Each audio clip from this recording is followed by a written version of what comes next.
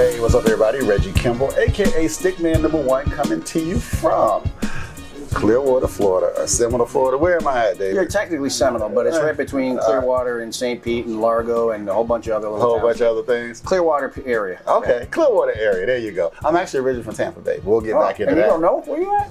Well, I grew up in Brandon, so that's that's another world. That's another world. Exactly. So yeah, man. I'm Stickman #1. StickMan Simp, y'all. And we are here with none other than David Blanco. I am not Stickman. #1 or #2, but I'm here. And you are at the Blanco headquarters in said vicinity. Yes. This is, hey, first off, man, it's a big ass building, excuse my French. Yeah, it's got some space. Yeah, that means you got a lot of cigars in there. We do. We do have, this is a U.S. Customs bonded warehouse as well as our North American distribution facility. We also distribute through other parts of the world outside of the EU because we also have a bonded facility in Europe for that purpose. But yeah, this is a big repository for us. So this is like not only our offices, our distribution center, but as you can see, we're sitting in our lounge. Yeah. It's kind of like a factory direct outlet because we have the capability of selling retail. When customers come in, this is a big travel destination for people vacation, coming to the beach and things of that nature. So people that smoke our cigars like to come down and say hello to me personally, or like to hang out. And so we have the capability of offering them product if they like, and a factory direct outlet sort of way. We're not really a retail shop. We don't try to compete with our retailers down here, but we have this little lounge, a few seats, a few chairs, and coffee machine in the other room, and some nice libations. If I had a nice lounge, I probably wouldn't get any work done. I just want to smoke cigarettes. Anyway. I say that all to say you guys are all welcome to come down if you're ever in the vicinity. We are definitely open to the public. Yeah, well, before we even get into the questions that I have for you, man, I want to say one thing that Simp and I really need from you before we leave tonight. Can you get us about 2,000 or 3,000 sticks? Sure. You got your credit card? Oh, you gonna make me pay? Well, I mean, you didn't ask if you were there for free. I was just said I was. I was just playing there. We do take cash if you didn't have your credit card. Okay. I'm not a sticker. Simp, you got that? Yeah. See, well, the way my banking account and my checking account is set up. You can negotiate the price, but Let me do a quick little bit of housekeeping. No worries, quick, David. So, hey, we are down here, like David said, David Blanco. This is a corporate office, really. Yeah, this is Blanco Cigar Company. This is the company, man. This is the corporate office. So we're going to ask you, as we always do, hit that like button, hit that subscribe button, comment, let us know what you think, and check out loyaltoash.com, our cigar subscription service that one day we hope you are in, brother. I'd be happy to. Yeah, you and I touched bases on that. I know that John Callery said, hey, you need to talk to David about that. We'll go show you what we got in the back, and you can see what you'd like to do. We'd be happy to talk to you about it. Oh, we'd That's love amazing. to do that. That's We'd love to do that. Some of our other business partners are going to be here today. Good deal. And get to meet them all. Yeah, so that'd be awesome, man. So, hey, Chicago native, man. Born and raised, 40 years. I should have got out a long time ago. But I worked for the county. I worked for the city. I joined the military out of high school, and then I came back and I got my degree there at University of Illinois Chicago. Okay. So it's home. It's always been home. When Mayor Daley decided to retire, and I was no longer going to be working with the city, and I was going to take this on full time. I built it to be able to remove myself from that city. It'll always be home. I miss the food, and I miss my friends. The rest of it, you can keep town. You can keep the rest. Yeah. The traffic, the politics, the crime, the nonsense that goes on, the traffic, the construction, the weather. I was about to say, you got to say the snow, right? Yeah, you can keep all the rest. It'll always be home in my heart. I can go back there and visit in June, July, August. There you go. But other than that, I don't want to live there year round anymore. It's just... I didn't know I had depression until I came down here in the fall. It made you happier, didn't it? Well, no, I didn't get sad. I didn't get depressed. So every October, I'd be like, I get into this emotional state that I just thought was normal. Right. I was like, oh, here it comes, 6 months of crap. And oh my God, here we go. Well, I moved down here in October, and I was just like, it's still 80 degrees inside. And then November, we're still 80 degrees and sunny. That's right. And then December, the average temperature here for Christmas is 76 degrees. I love it. I tell people all the time, I grew up wearing shorts and T-shirts on Christmas Day, which people don't get. Yeah, I started getting it, but so that was something that was a complete change for me. But I felt that lightheartedness of I don't have this. Oh my God, it's impending doom of the weather and the change of season, and I'm gonna shoveling snow and scraping my car and freezing.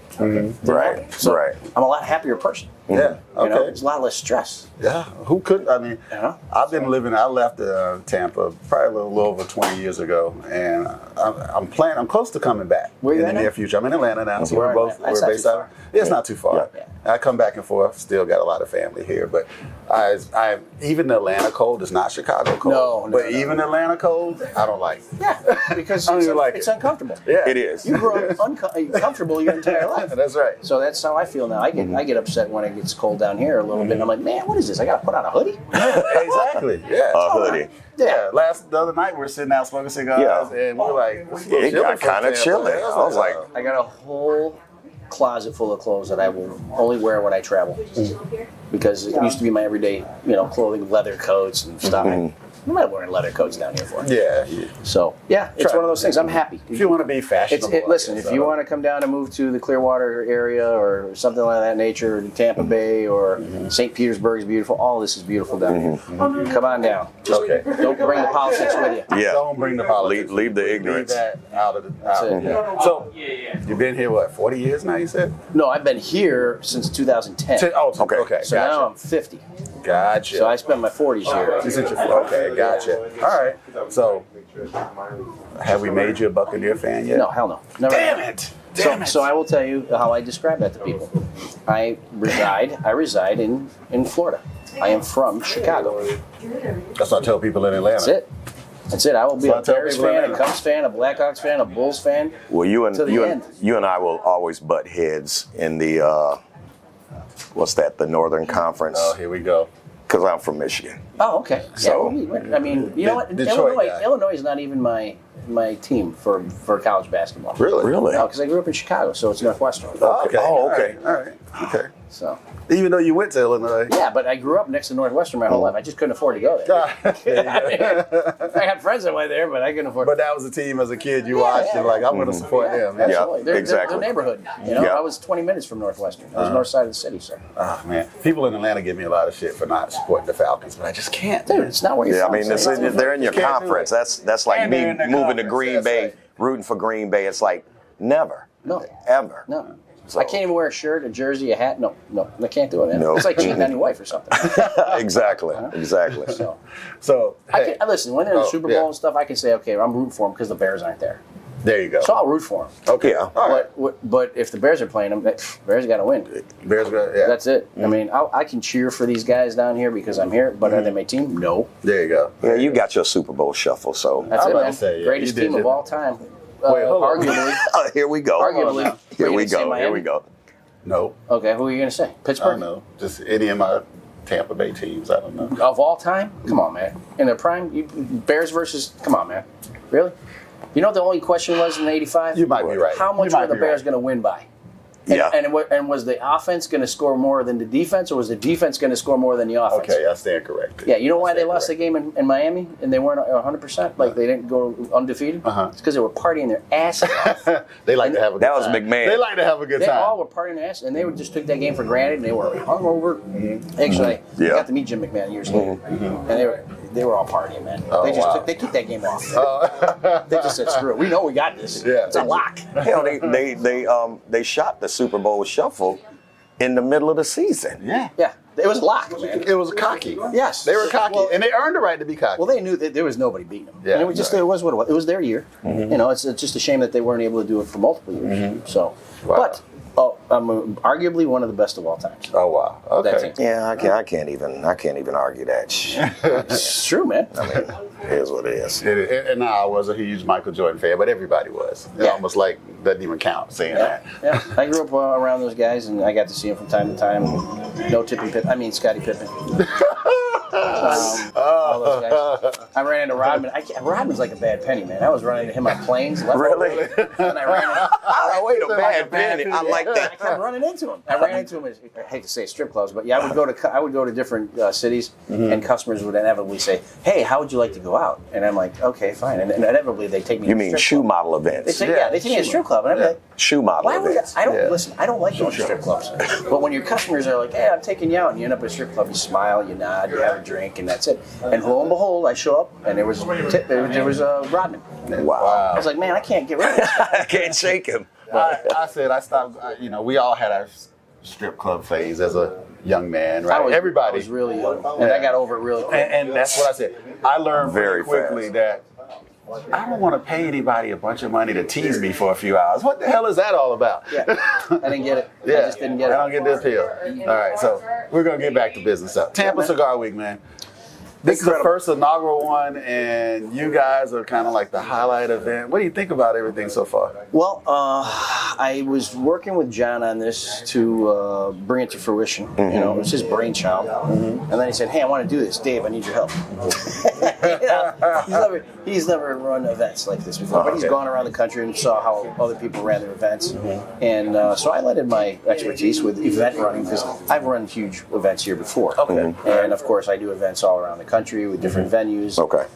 And multi-vendor events and stuff like that. So I have experience in how they operate and how they get set up and stuff like that. So I lent my, whatever help he needed to help him get it off the ground. He gave me the Saturday night event because basically, as you guys see, I have the area to do it. Yeah, I have the space. definitely. And not too many of the other venues have that capability.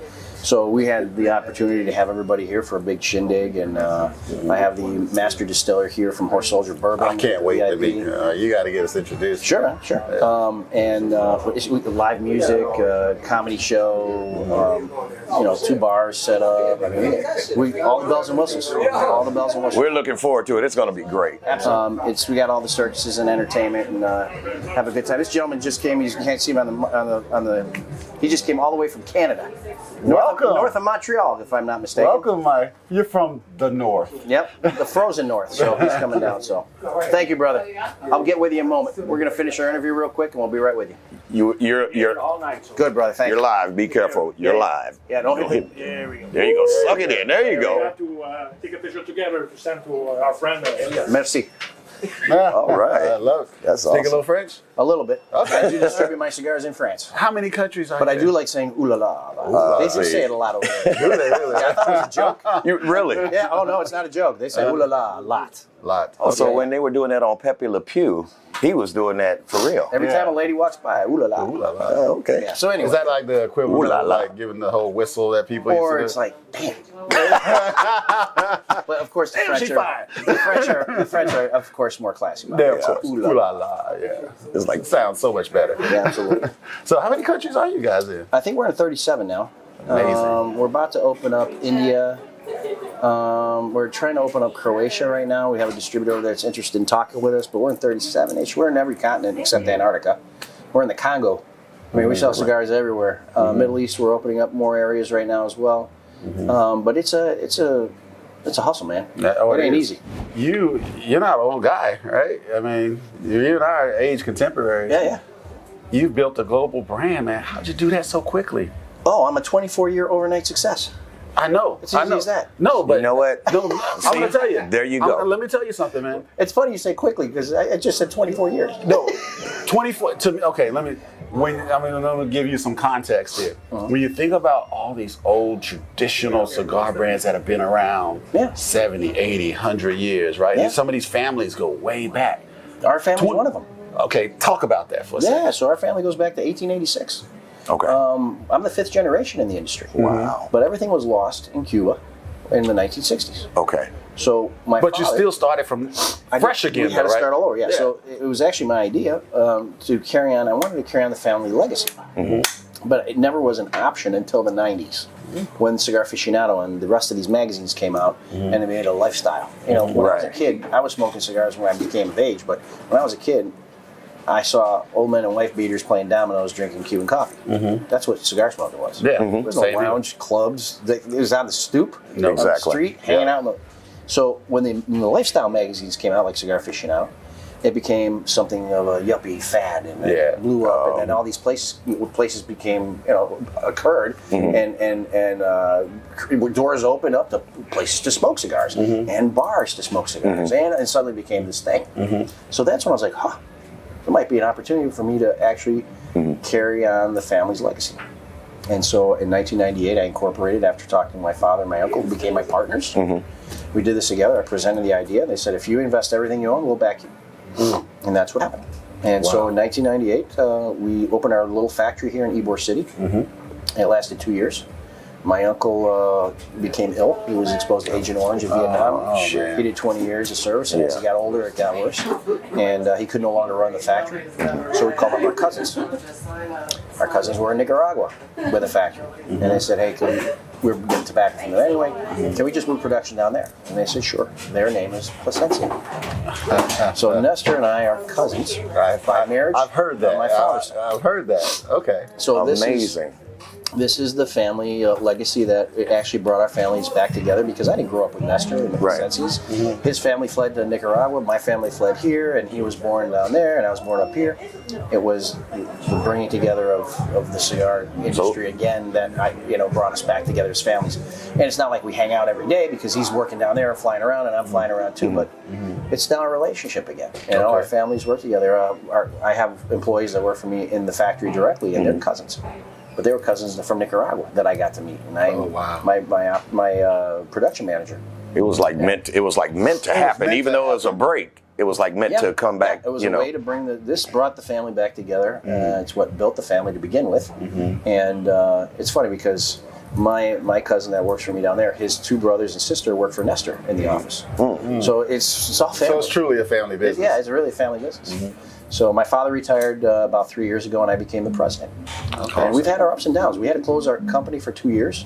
I was deployed to Afghanistan, and my father was deployed to Iraq. Oh, wow. So we put the brakes on, and when we came back, we had to start over again. Wow.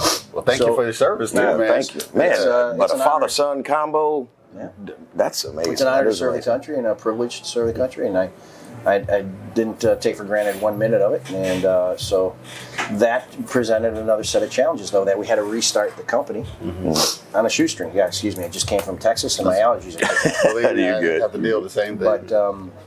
But yeah, it wasn't so quick, man. Okay. It was half my life. I know it doesn't feel fast to you. Like what we're doing, have we been slowly building? It doesn't feel like a lot, it doesn't feel fast enough, right? People ask me that all the time. It's a line I use, is that I'm a 24-year overnight success. I mean, I say that, I go, my God, that's half my life. But next year is our 25th anniversary, and our plan is to bring out our 25th anniversary cigar. And I can't believe I'm saying that. Oh, wow. But I've been doing this for a quarter century. That's amazing. That's amazing. But you have done it well, clearly. Well, it's been a roller coaster, like any small business and entrepreneur building a brand. It's ups and downs, right? And it's like I mentioned to you, the war closed the doors. We had to close our factory and move. There were other challenges with economics in 2008. Everybody was walking away from their homes with the housing bubble that burst. And I mean, this is a luxury item. It is. It's based on disposable income. That's exactly. And so when people don't have that, you don't have it. And the most important thing is, the family. I told you that's employee here, employee there. It's the team. The team that you put together is essential, and that has not been easy. We've built a team, and then sometimes the team has fallen apart because things happen in people's lives, and they move. And we moved out of Chicago. We moved here. We had to change people's positions. And so it's been very difficult. I'm not going to sugarcoat it, but we have survived the hard times, and we hopefully continue to thrive and grow as we are now. And we're adding people to our team. We added a few more people. Sometimes they're not the right fit. You have to let them go. You have to move pieces around. Nothing is as easy as it looks. Hindsight is 2020. Of course. But we have some key personnel in here. Our director of operations her name is Kelly DeVore. She is the heart and soul of the operation. She she's the nucleus of this operation. My name may be on the door, as we all say, but at the end of the day, I'm steering a ship but I'm not. Of course. I'm not hoisting the sails, and I'm not rowing the boat. I can't do everything. And she is the engine behind it. And then, of course, I have my cousin here as my warehouse manager, who handles packing and shipping and all the warehouse responsibilities. Kelly now has an assistant because we were growing to the point where it was just becoming too much. We have It's a good problem to have. yeah, but you got to be very careful because there's cost, and as you grow, there's growing pains. That's right. But and I make cigars for other companies, and that's the other thing that we do that I never anticipated doing. That's people amazing. like my cigars, and like, hey, Dave, can you make a cigar for me? So I manufacture now brands for 15 other companies. Wow. 15, 14, something like that.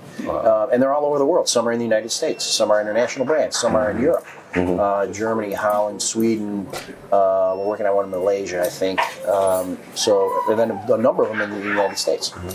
So there's a lot going on.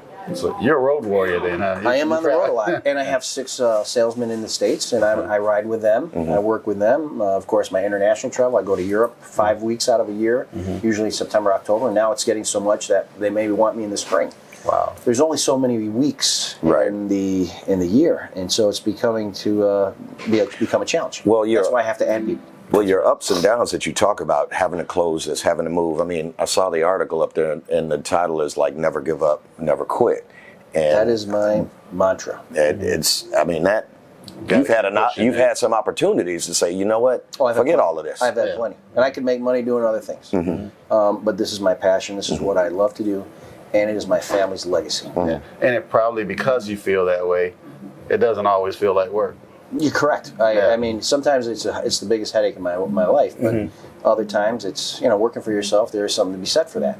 And my hope and desire is that I leave it to the 6th generation and then the 7th generation. There you go. I don't want it to, when I saw that it would possibly stop with my father, that's the reason why I said I have an opportunity to carry on the legacy.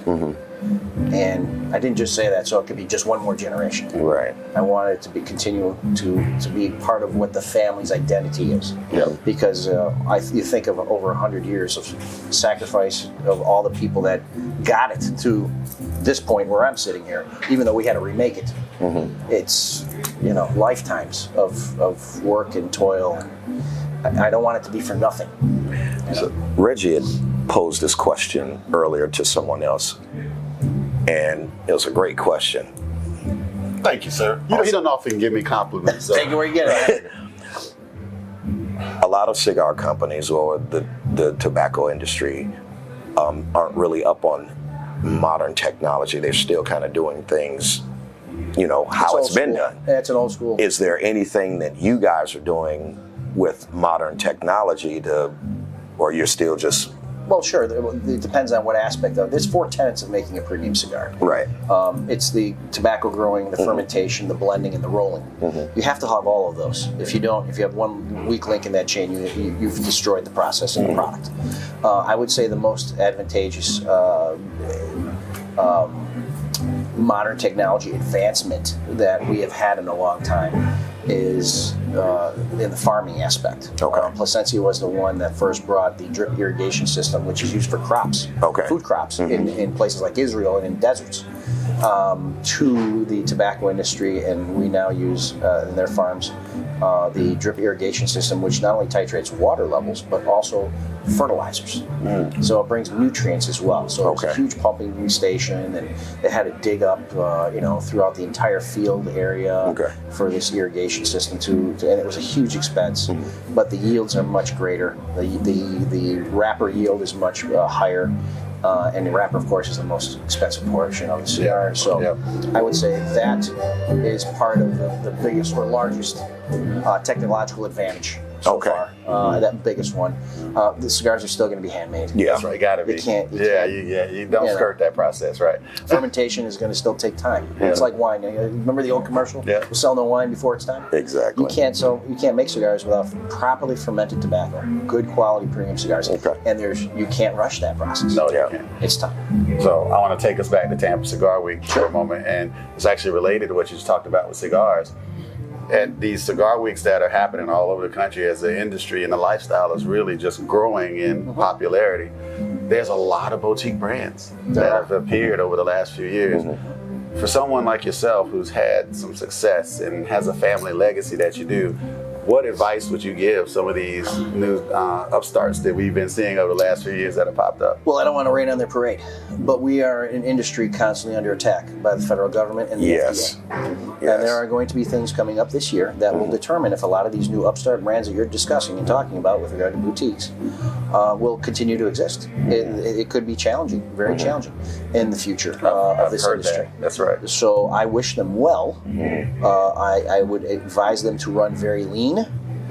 Because it might get very tight in this business real quick, especially if they start regulating issues with testings of different tobaccos and spinning. And if they do all that, the cost is going to be astronomical, and it will undoubtedly shrink this industry. Now, I don't know if that's going to happen or not, but that's what they want to happen. When I say they, the government. The government wants to close the door on any new combustible tobacco product. They see us as the same as cigarettes right now, which is the problem. Which I can't stand because we are not cigarette smokers. We continue to try to educate them on that, and we've had discussion. I'm also a board member of the Boutique Cigar Association of America, of which there are 48 of those boutique brands you're talking about. And we submitted a letter to NASM, which is the National Academy of Science and Health, with regard to they were tasked by the judge in the court case with us and the FDA to do more research, and they came back and they just they said we need to do more research because they were trying to apply a lot of things that were assumed based on testing and things, scientific data they had about cigarette tobacco. Right. And they realized that with the amount of time they were given, their recommendation is more study needs to be given, and a definition of what a premium cigar is needs to occur officially. Right. Because if you're going to test something, you have to define what it is. And there are many different categories of cigars. So we have to come up with a solid, cohesive, mutually understood and agreed upon definition for them to then test that product, and then everything in that category becomes part of that category. But we have to define those categories. And right now there's flavored cigars, there's short filler, there's machine made, there's hand rolled. So which product are we talking about? Because they all have different aspects and different things going on with them. The fact that the tobacco is fermented is a big issue because according to the FDA's own literature, they're not supposed to regulate any fermented product. Wow. But yet, yeah, they do. Well, with us they do. Because cigarette tobacco is not fermented. Tobacco for cigars is. Wow. So there's a lot of argument going on and a lot of back and forth. So I would say if you're new in this business, hold your cards close and be very careful because be ready to make a move in one direction or another if need be. It's very difficult right now, what we face with not only regulatory issues but legislation against anti-smoking issues and raising of taxes and everything else. So it's going to be dicey, I think, the next year, and we'll see what happens. Okay, all right. But we'll fight the good fight. I'll go down in flames. All right. Well, that's how I'm not. Like you said about that article, never quit. Never quit. I'll never quit. We've become friends with many of the smaller boutique brands, and we wish them well. So I do too. Definitely want to see them all. We have a big event this summer with the Boutique Cigar Association in Indiana that we're going to have. I think we're going to have like 30, 40 vendors or something up there. But it's Smoke at the Creek, it's called. So if you guys want to check that out, Smoke at the Creek for a lot of boutique brands. Check it out, Google it, check out the website, and there'll be tickets available for that. It's going to be another great party. All right, awesome. I can't wait. So Tampa Cigar Week, man, we're wrapping it up. Awesome. In the next 24 hours, we're wrapping it. It's been a great event. This is just the first. And this is the first of many. This is the worst it'll ever be. That's what that means. It'll only go up from here. There if you everybody go. walks out of here smiling and having a great time, then we've accomplished what we wanted to do, and it'll be better next year. That's right. And I need to know, you're going to be on the dance floor tonight, man? Depends on how much bourbon I get. And we are the Puff Sip Chat Show. So we know you puffing on David Blanco cigars on a regular basis. Do you have a favorite? It's like asking me to pick between my children. Yeah. But don't tell anybody, but it's the Blanco 9 Lancero. Okay. So that's my favorite. I'm a Lancero guy. But I smoke everything except 7x70s. I make them, but I don't smoke them. Okay, I got you. It's just not enjoyable to me. But you got to give customers what they want. That's right. And I gave them a very good blend in 2 different wrappers. It's in the Prince Hall line. One's called Boaz and one's called Jakin.